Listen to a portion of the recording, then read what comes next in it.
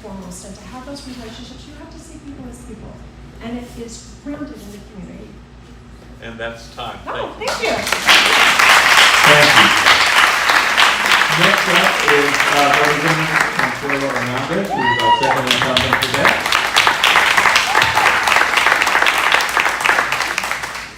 Good afternoon. Mi nombre es Consuelo Hernandez. I'm really honored to be one of your other state representatives. I've been able to serve you all for 4 years now. My story is similar to many in this community. My dad was a construction worker his entire life. He mentioned when he was part of a union, when there was an opportunity, those were the best years that our family had. My mom immigrated, who's here in the audience, Consuelo, as well as her name. My mom immigrated from Mexico, had a career in Mexico, but when she immigrated here, she had to give up everything, like many in this community. We could not afford childcare, so with 3 kids, my mom had to stay home and had the big job of raising my siblings and I. Community and service were not something that I really knew what it was when I was growing up. But I did know that the difference between growing up on the south side of Tucson versus the northwest side, even Midtown University area. And it was a situation where at the age of 14, I got really frustrated. I didn't know all the questions, didn't have all the answers, and I still don't. But I knew that people in my community deserved a better chance. We deserved greener parks. We deserved schools that did not look like prisons, and a quality education to give everyone an opportunity, whether it was a trade school or there was a university, an opportunity at a better life if that's what they chose to do. So that's what I've done my entire career. I've tried to help with the legislature since I was 14. That's how optimistic I am, and hopefully this year we will get it done, but I've been in the trenches with you all.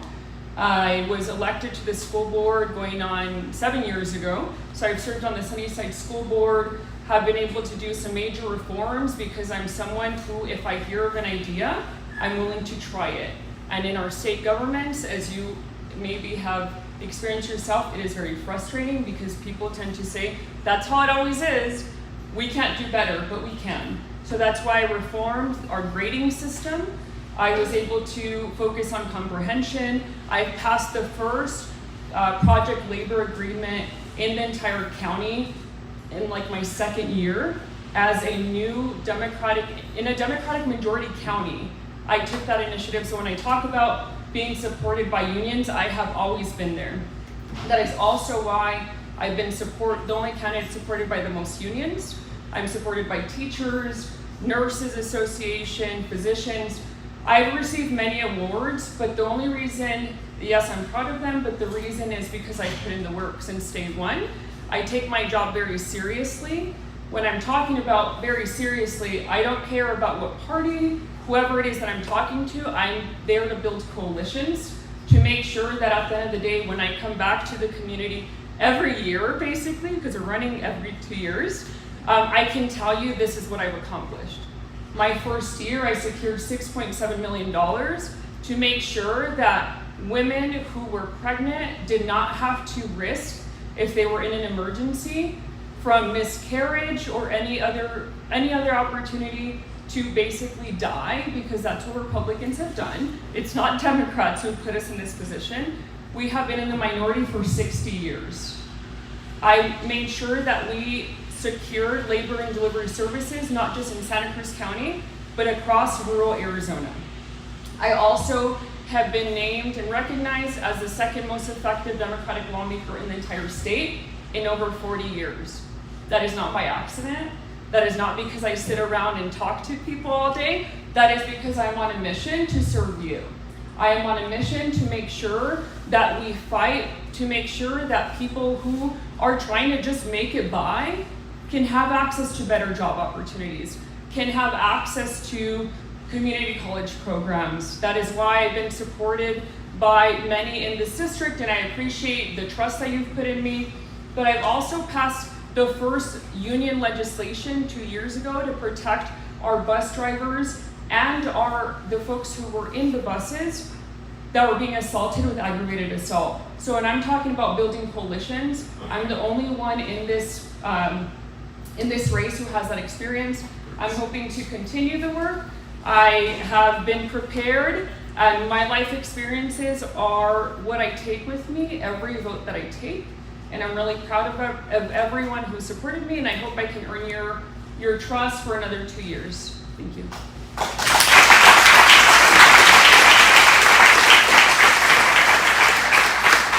And now we are open to any questions.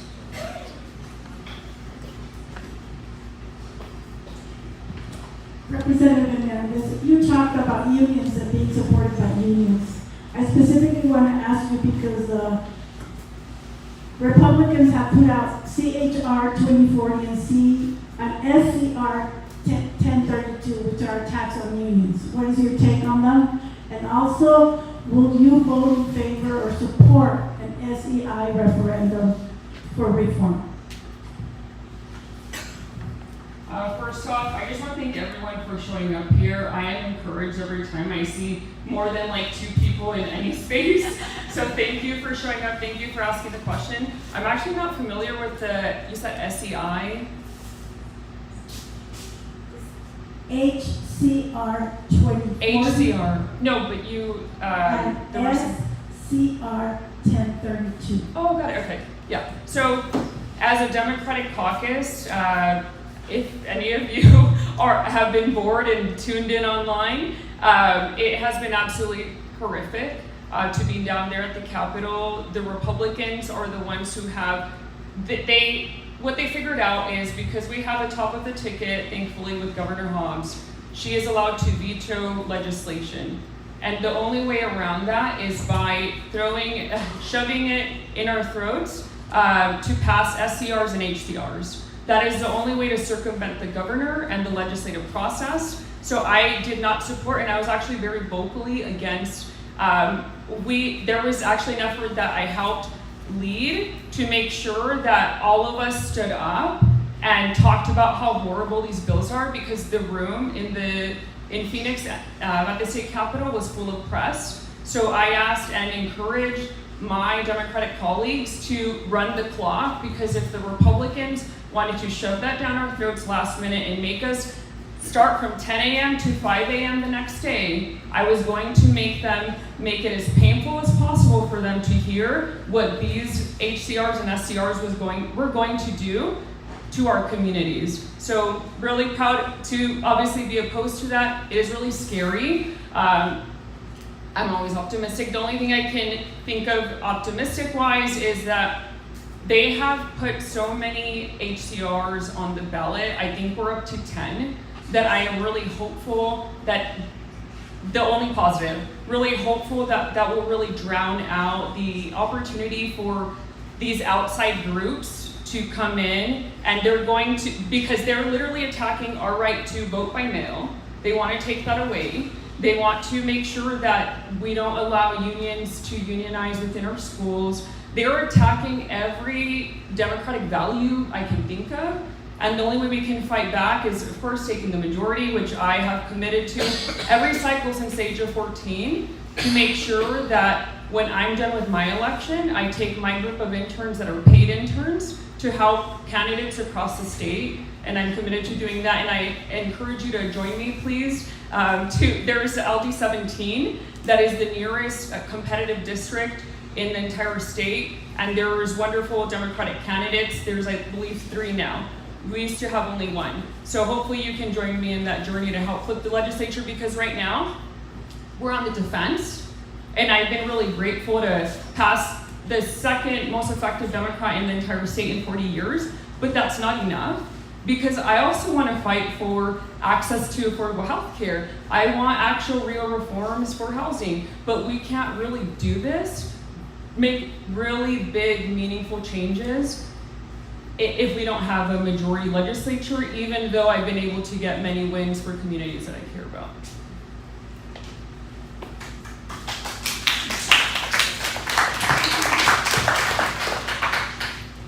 Representative Hernandez, as a champion of the people of LD 21 and your neighbors, what can you describe as the toughest vote that you've had to take in the state legislature? Thank you.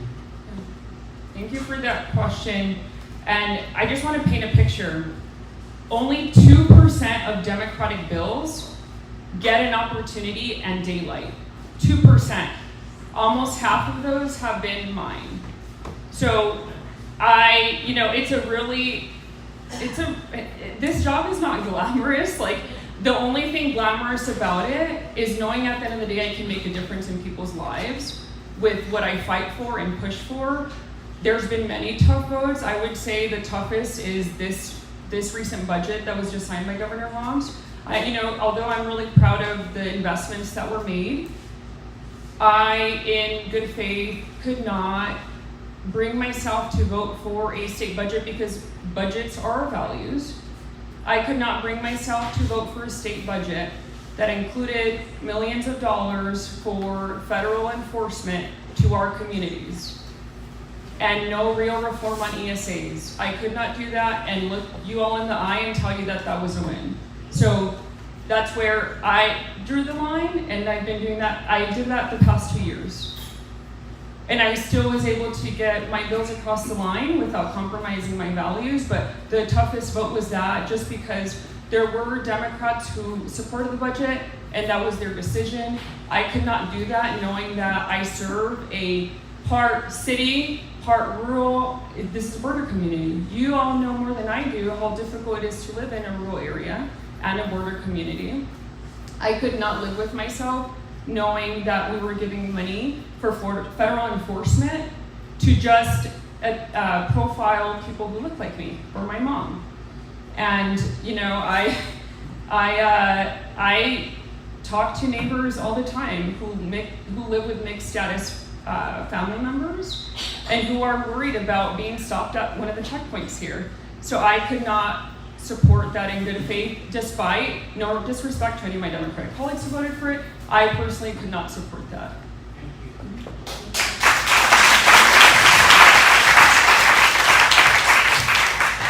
Good afternoon, and thank you very much for coming down to back to this forum. My name is Bruce Brocker. I'm currently a member of the Transportation Committee, Transportation Board.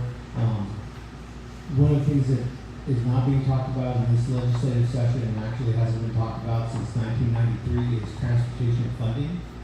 1993 was the last time the Arizona State Legislature adjusted the gasoline sales tax, which was the only way that they had to raise revenue at that point.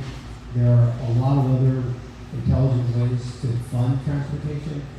Is the Arizona Legislature ever going to get serious about this? Because our roads are deteriorating, and the pool of money that we have to deal with it is shrinking, and the only places that have money are the two counties that have their tax. Yeah, and I just want to thank you, first off, for your service to our community. I serve on the Transportation Infrastructure Committee, so although it feels like no one's talked about transportation, like I've been talking about transportation infrastructure funding since I got there, and I'm really proud of that. There was an effort, or there's been many bills to propose transportation funding. Part of the problem was the way that and you mentioned it comes down to funding. So there was priorities that had to be made. I actually went up to the transportation chair, who I have a good relationship with, and he was voting to suspend the sales tax on gas. And I went up to him and I said, are you seriously supporting a suspension of our gas sales tax when I was just in a room with you and you were there also, I want to recognize that, when you were telling our transportation stakeholders that you would do everything to get funding, and how are we going to get funding if you're literally voting in favor of pausing the small revenue stream that we have? I do think we do have to get creative. Hopefully we'll be in the majority. I've been committed since day one. I did support and fight for Ruby Road infrastructure. That's an ongoing project that I was really proud of. But we do need to get creative. I do think that, first off, addressing the flat tax that has bankrupted our state, and also no guardrails on ESAs have really put a dent in our state budget. So once we figure that out, where everyone pays their fair share, I think we can take some of that funding and fund our crumbling infrastructure. I'm committed to do, as well as committing to make sure that we fight for early childhood education. I was a champion to try to get more funding to reform our funding formula to get creative. I wanted to tax our vapes, because if people are going to use them, I wanted to tax them and include that into the pot of funding to make childcare more accessible for people in the entire state. So I've tried to get creative, and I'm committed to doing that. That's time. Okay.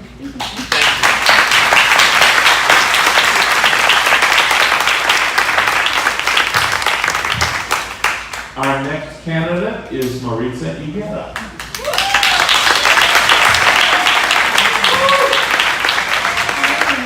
Hola, muy buenas tardes. Mi nombre es Maritza Higuera. Thank you, all of you, for being here with us as a new candidate and new eyes in politics. I really appreciate the reach out from Santa Cruz County Democrat Party, from William Nogales, and for all of you to be here present, learning together. I born in Tucson, Arizona. I grew up in Nogales, Sonora. When I was 18 years old, I came back to the United States. I had to learn since the very bottom, English, ESL, reading, writing. I wanted to become a teacher. I became a teacher. I worked for the Head Start programs for 21 years. We were always struggling for funding. I started as a co-teacher, then I became a teacher, then a health and nutrition specialist, and then a health and nutrition coordinator, serving 4 counties and 7 schools, overseeing 7 schools and 4 counties. I always started from the bottom, and I have never been afraid to learn. I wanted to become an author during COVID because our kids inside our homes needed the support and needed the push. So I became an author. I did a couple of books sharing about eating healthy and staying strong together. I am a very proud wife of a first responder. I am a mom of 4. My Camila is a National Guard. She serves in the National Guard. My other 3 kids are in public schools. And the reason that I'm running is because I am grounded in community. I've always been door knocking for the past 20 years because that's how Head Start programs recruit for our next session. So I know the necessities, not only in District 21, but in Pima, in Cochise area, which is part of what we serve. And I have seen the struggles of all of us, working 2 jobs, living sometimes in cars, pay for their own schools, and it's never enough. We never have enough funding for schools. We never have enough funding for first responders. And we never have enough to have a comfortable living, buying comfortable groceries with our kids that we can afford. I am a business owner. I own an educational branch here in Rio Rico. I reside here in Rio Rico. And I have this business to create community.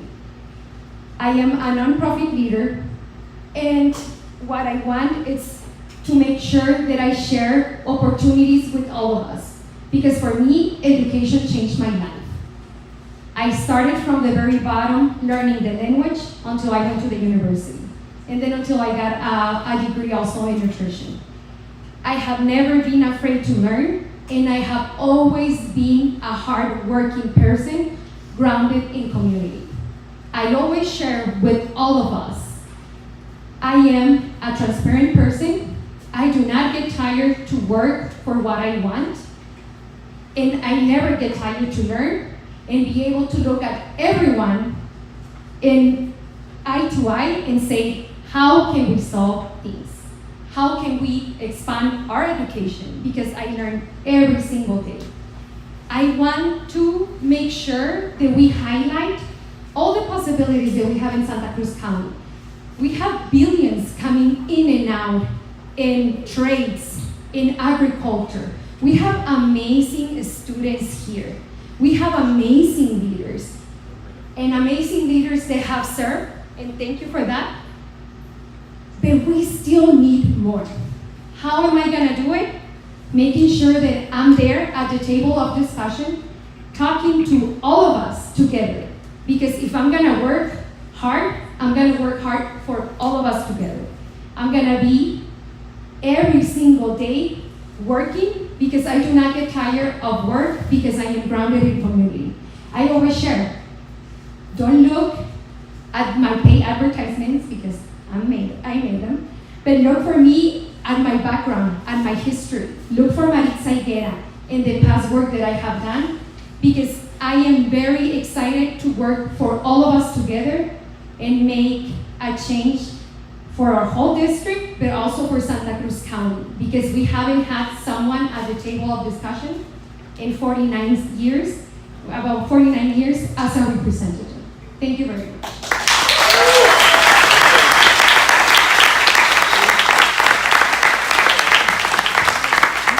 And do you have any questions for Maritza?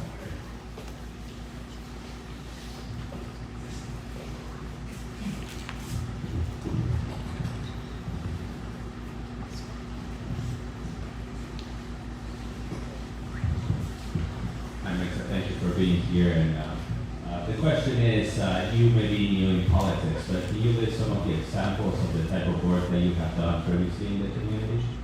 Sure, thank you for asking. First of all, I work at McDonald's, then I work at the bank, then I work for the Head Start program, like I mentioned, 21 years for the same nonprofit organizations. 21 years learning, teaching our kids for 14 years, and then 7 years as a health and nutrition coordinator, making sure the menus were with nutritious food, that we were making sure that our funding was always there. We had some struggles closing schools in Head Start because we were always short in budget. When I became an author, I went to read pretty much all over the world. I went to Alaska, to Mexico. I also received at the Senate a humanitarian work certificate, and I am a nonprofit leader. We do a lot of humanitarian work, my husband and I, making sure that our seniors and our first responders have what they need in underserved communities.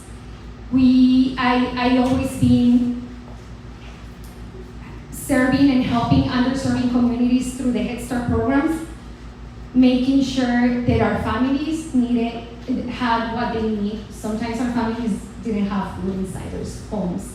Sometimes they couldn't afford to have a bed, or sometimes they couldn't afford to have regular clothes for our children. So that's part of the work that I have done. Thank you for asking.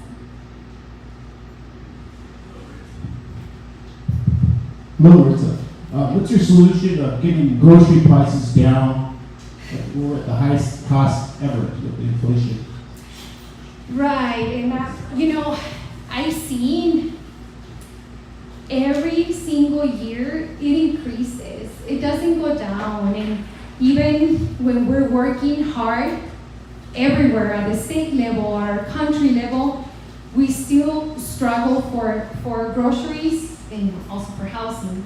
But I'm really looking forward to see, because a state legislator should be the voice for your community, the voice for all of us, for our people. I'm really looking forward what has been done in the past and how can we make sure that within our budget, some unnecessary money gets to making sure that we can afford groceries every time. We have our border here where we get billions and billions per year per trade of food, agriculture. I'm really looking forward to see how can we make sure that what we can afford increases on our money, on our budget, on our trades, because we have amazing possibilities here within our border. So how can we expand the solutions? And again, these are new eyes in politics, but I'm really looking forward to see what happened before,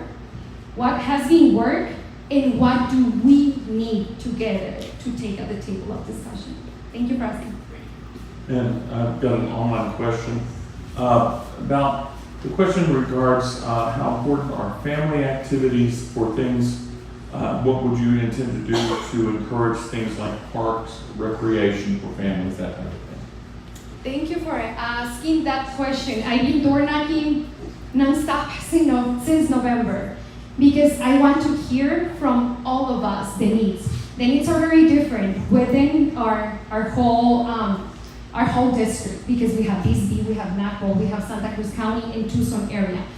I've been getting from Santa Cruz County residents so much need in getting green areas.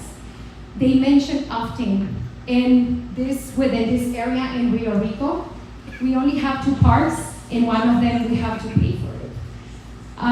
There's a lot of families that want to walk outside and have a nice playground where our kids can play safe.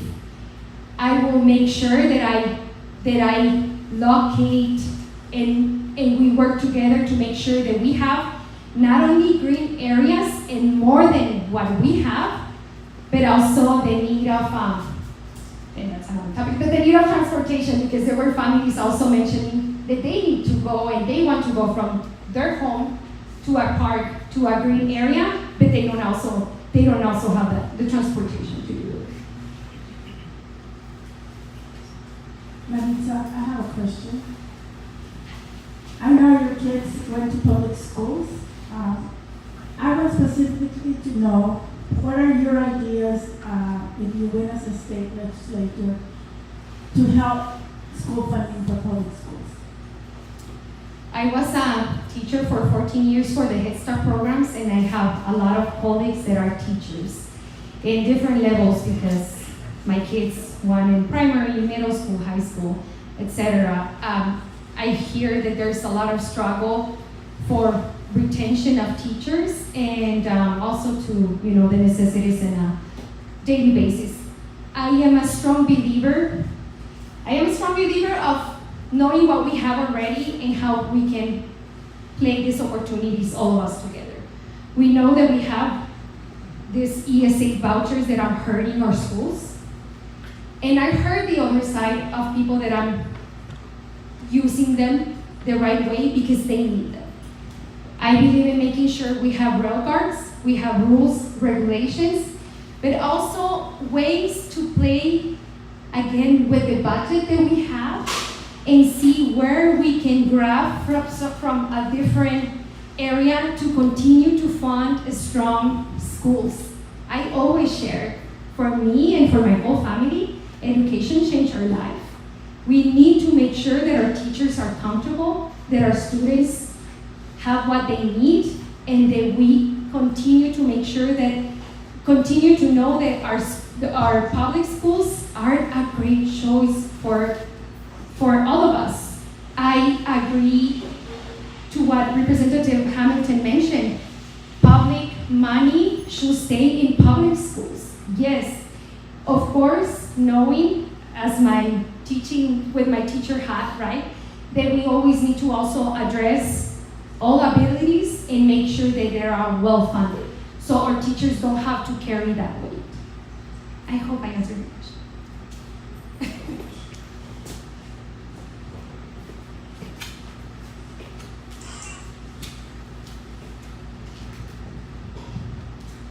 Yes, thank you for your support of education. I think some of us in the room are wondering if you could tell us one step how you would accomplish that in a Republican-controlled legislature. Just one thing that you think you might be able to do if elected in the upcoming year. How could you get more money allocated to assist public education? Thank you. I consider myself a very approachable person. We are in Santa Cruz County in a border and rural community. My husband is a first responder. My mother-in-law is a nurse. And our groups it varies a lot in our political parties. But we always have to be able to know that it has to be some unity to make sure that we can cross the aisle and be ready to talk and to work. We need to make sure that we're approachable, that we are here just sharing the needs, not only of our county, but our whole district. I will make sure to sit down with all of us together, share the necessities of our county and our whole district, and see how can we work together. I have done it before here in my areas, as I've been reaching out as a business owner and nonprofit leader, and I will continue to do that. A party doesn't mean that you cannot work together with others. So I will be looking forward to see what's in the table of discussion and how can we solve it talking to each other, not with violence or talking violence against each other, because we have seen that, and I'm here to be a role model for all of us. 18 seconds. I just want to say thank you. Again, please look for my name, the work that I have done. I'm very proud to be working for all of us here in Santa Cruz County, and I'm always looking forward for your questions. Thank you so much. Thank you very much. And our final candidate is Miranda Lopez. Hello, I will try not to keep you all. My name is Miranda Lopez. I am a Democrat running for the State House in District 21. I am originally from Phoenix, but I went to the University of Arizona and I graduated in 2018. And I graduated during that first Trump administration, and I wanted to do something more. So I went to go volunteer for the Pima County Democrats and ended up actually finding a position in Flagstaff. I packed everything into my car and went to Flagstaff and was a community organizer in Flagstaff for the next 6 months. After that, I just wanted to do even more. I joined the coordinated campaign again, this time in 2020, which was interesting. And we won. And I wanted to do even more. So I went back to Tucson to the Pima County Democrats and asked if I could work or if I could, volunteer or do something part-time. And I ended up being promoted to executive director, where I was executive director of the Pima County Democrats for 2 years. After that, I decided that I wanted to focus more on issue-based policies, so I joined Arizona Students Association as their Southern Regional Director, where my main job was to run our fellowship program on campus for students at the University of Arizona, and also bring those students to the state legislature, to Phoenix, to sit down and talk to lawmakers. And another really big part of my job was to do voter registration. So during my course with Arizona Students Association, we registered almost 1,000 students, about 950 students, to vote for the first time. A lot of them from out of state, and having to kind of go through those specific requirements for students out of state. That combined with what actually happened in 2024, which was that the early voting center, which had been at the University of Arizona for many, many weeks for early voting, was actually in a different location for Election Day. And I had to essentially demand that the administration have a table at the U of A where the original voting center had been located, because sure enough, dozens and dozens of students were showing up with their ballots asking where they could drop off their ballots, because they had been seeing those signs saying vote here for weeks leading up to Election Day. So this is the kind of work that I have done for the last 8 years. I've been a community organizer, I've been a regional director, I focused on voter registration, but also just empowering of our voters in general. And I wanted to run for this position because a couple years ago, I decided to go back to get my master's in public administration, and while I was doing that, I ended up joining United Campus Workers, which is our union on campus representing students, staff, and faculty at all of our universities. And I ended up being nominated and elected as treasurer, which was a great experience. I was able to serve as a delegate to the last CWA National Convention, and that was really eye-opening for me. It made me want to take my experience and bring it to the electoral stage.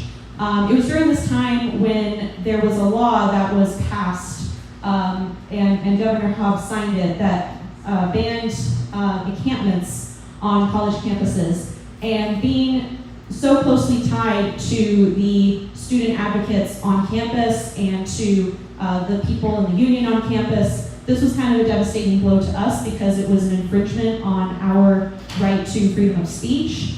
When I looked more into it, I found that it was one of our representatives who, it was actually her bill that she had co-sponsored.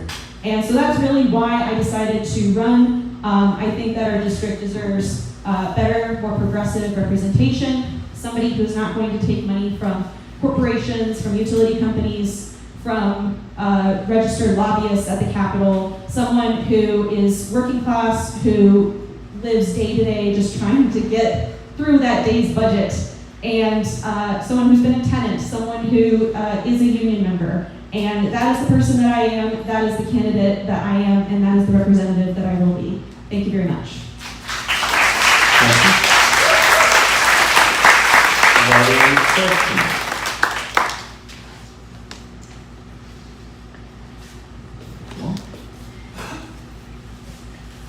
Hello, Miranda Lopez. It's good to see a young person up here.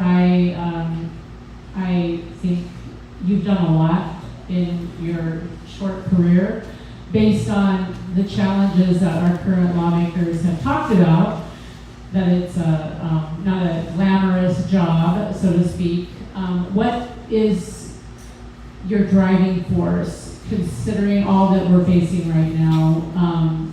For example, people talk a lot about public schools, but I'm curious to know how people, or your view of how people would have a voice about the data centers that seem to be flooding into Arizona, and I think the state legislature would have some say in that. I don't know if it's a local issue, or if not data centers, what is something that you would champion? Yeah, so when you really boil it down, a lot of the issues that we're seeing today, we can trace directly back to corporations and corporate greed. So the data centers is a perfect example. We have a lot of billionaires who, for whatever reason, think that us, the residents, have to pay for their utilities and pay for their data centers. But you also see this with education, the movement to privatize education, even charter schools to an extent. I am a product of charter schools. I know that it's a touchy subject, but really it is just like the first step in an attempt to privatize education. We also see it with housing. We have investment companies that are buying out family homes. We have people who are purchasing homes for the sole purpose of using them as Airbnbs and never actually being a part of the neighborhood, of the community. So I would say, overall, corporate greed is really what I am about and what I am fighting against, and that is what drives me to go to the legislature and to make life difficult for the people who have been making our lives difficult.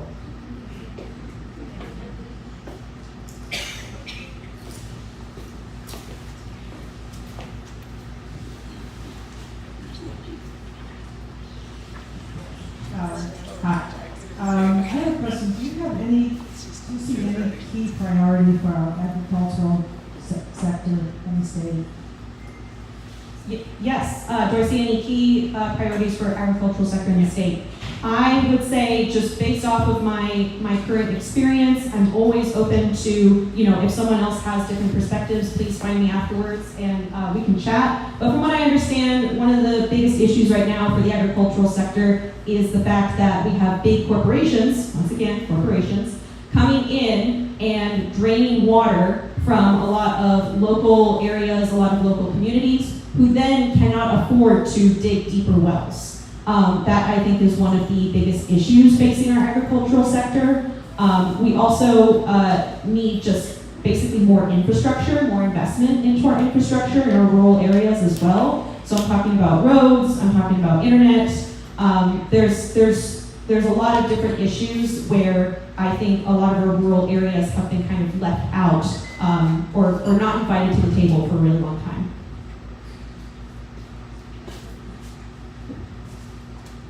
Questions?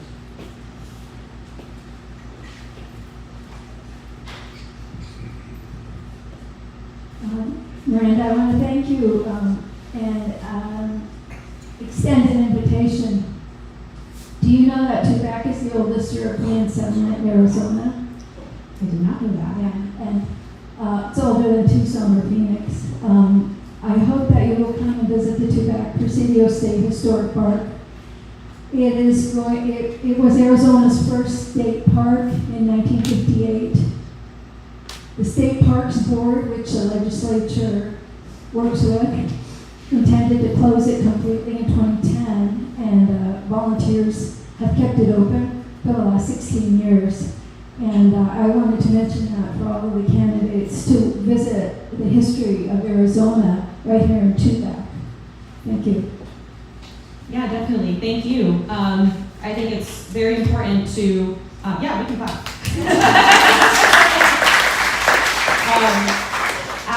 Our state has a history, a heritage, an environment that is quite unlike any other, and that's definitely something that we need to protect at all costs. I have an online question. I'm going to rephrase it from the way it's asked because it's not something you could answer some of this, but what would you propose to do to help with affordable housing in the state? Yeah, so with affordable housing, there are a lot of different aspects. I would be prioritizing mainly building more housing because really the problem that we have right now is not that there's no housing being built, but a lot of the housing that is being built is kind of high end. It is, apartments that are $2,500 a month, $3,000 a month. And we don't really see a lot of what we call middle housing, that the goal is not only to provide housing that is more affordable, but also to increase the density in our cities so that we don't have to continue to spread out towards the desert. So that would be one of my main focuses. My other focus, I guess I have two other focuses, three foci total. My other focus would be first-time homeowners. I am a first-time homeowner, and every day, I'm just looking at what used to be my savings account and just, thinking back.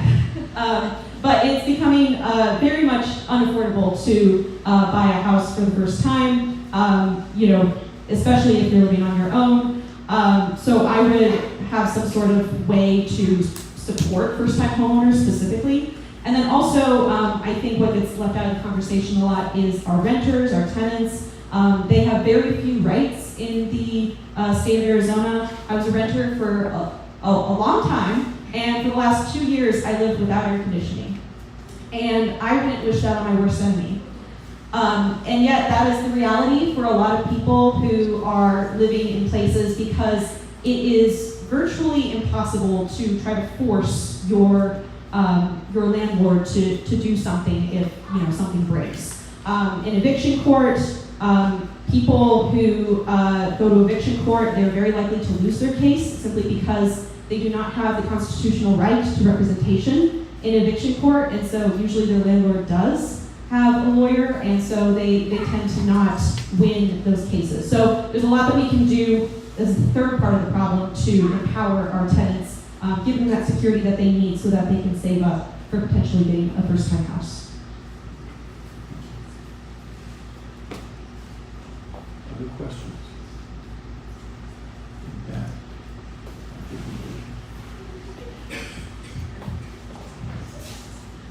I'm sure you know the question you're going to ask. Hi, Miranda. Good to see you again, but I just wanted to know your take on the ESA reform, if you would support it. Yes, so I want to eliminate the ESA voucher system. So for me, it's not enough to just say, oh, we have to put limits, because I find that when I ask people to do something, whether it's like volunteering or asking to donate or whatever, I usually don't get 100% of what I ask for. And so it's kind of the same way of thinking when it comes to policy. Unless we push really, really hard for this particular outcome, we are very unlikely to actually get those limits, those hard limits. So I would be in favor of eliminating it entirely. Hello. So I think you said about constructing more affordable housing. Mhm. Would you be in support of maybe giving more funding to local housing authorities, like the ones in Nogales or South Tucson? Yes. I think preemptive laws here in Arizona, which is what you're talking about, basically the state has put limits on what counties, cities, municipalities can and cannot do in regards to a lot of things, but when it comes to affordable housing, cities are not able to impose things like rent control. Cities have very few abilities to do anything about, putting restrictions on or caps on Airbnbs in neighborhood densities. So I would definitely be in favor of eliminating a lot of the preemption laws that we currently have on the books. 30 seconds. 30 seconds? I can answer it really fast.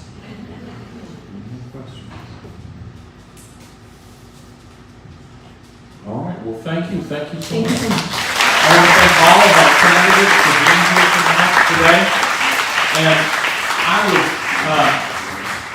I would encourage you to avail yourself of the opportunity to talk to each of these people. This is a great chance to one-on-one with them, ask them questions you might not have wanted as a group. We, as the county party, do not support or endorse any individual primary candidates. We're here supporting all of them. We will endorse and support them once they have won the primary. If you would like to help us with that, up here is a way that you can help financially support us because we never have enough money. And if you'd like to be part of our 26 for 26, we're asking people if they would to donate $26 a month for the year of 2026, not 1926. Oh Lord, not that year especially.